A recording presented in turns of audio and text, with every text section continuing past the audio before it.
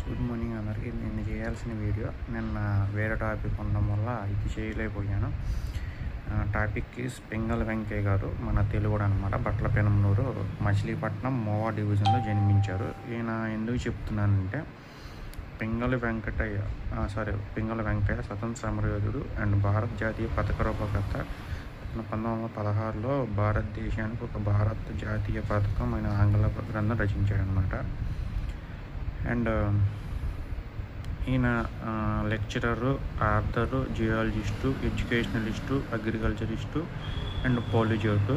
ఈయన పుట్టింది వచ్చేసి 2 ఆగస్టు 1876. చెప్పే కదా, బట్లపెనమనూరు, మచిలీపట్నం, మొవ్వా కిందకు వచ్చింది అనమాట.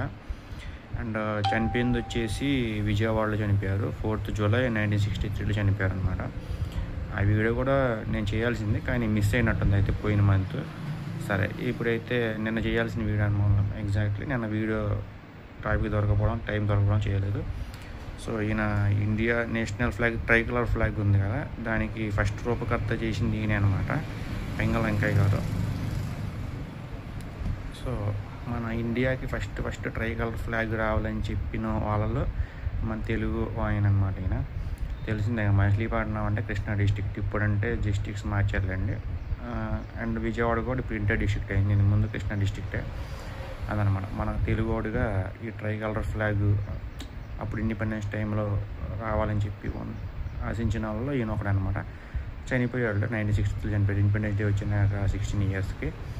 అది ఎలా చనిపోయారు ఇప్పటికీ సీక్రెట్. అది ఎవరు చంపేశారు అంటారు, లేదంటే ఈయన మరి అప్పుడు పెద్ద ఏజ్ కాబట్టి చనిపోయి ఉంటారు నాకు తెలిసి.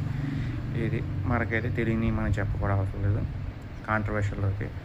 సో మనకి మ్యాటర్ ఈజ్ పింగళ వెంకటయ్య గారు the founder of tricolour flag అని చెప్పుకోవచ్చు అనమాట. Thank you so much.